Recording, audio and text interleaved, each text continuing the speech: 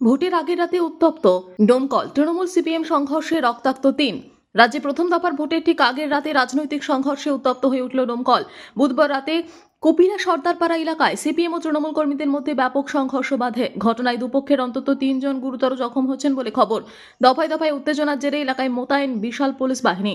স্থানীয় সূত্রে জানা গিয়েছে, ঘটনার সূত্রপাত সিপিএম কর্মীর বাড়ির সামনে।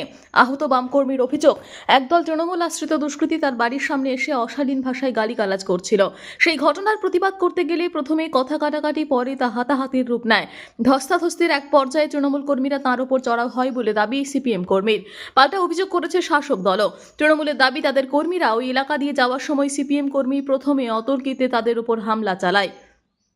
পরিকল্পিতভাবে তৃণমূল কর্মীদের মারধর করা হয়েছে বলে অভিযোগ শাসক শিবিরের।